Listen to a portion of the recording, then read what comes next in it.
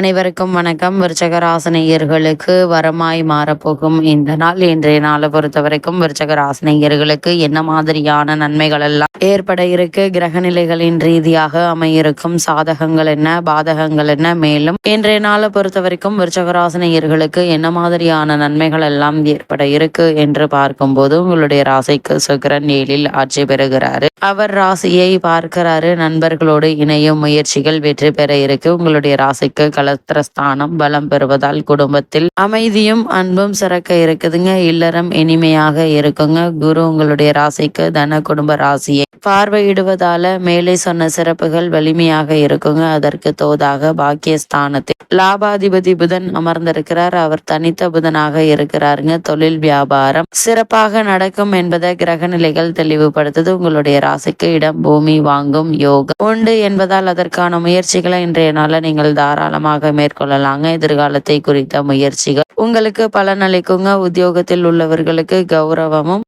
அந்தஸ்தும் பதவி உயர்வும் கிடைக்க வாய்ப்புகள் உண்டு. தகவல் தொழில்நுட்ப துறையில் உள்ளவர்களுக்கு முயற்சிகள் பலனளிக்குங்க. உங்களுடைய ராசிக்கு நாளில் சனி வக்ரம் பெறுவதால் எதிர்பாராத சில நன்மைகள் கிடைக்கக்கூடிய ஒரு தருணமாக தான் இக்காலகட்டம் அமைஞ்சிருக்குது. உங்களுடைய ராசிக்கு 2க்குரிய குரு அஷ்டமத்தில் இருப்பதால கொடுத்த பணம் பொருள் முதலியவை அதிக முயற்சி இருந்தால்தான் கிடைக்குங்க. ஏமாற்றுபவர்கள் அதிகம் இருப்பார்கள். எனவே எச்சரிக்கையோடு இருக்க வேண்டுங்க.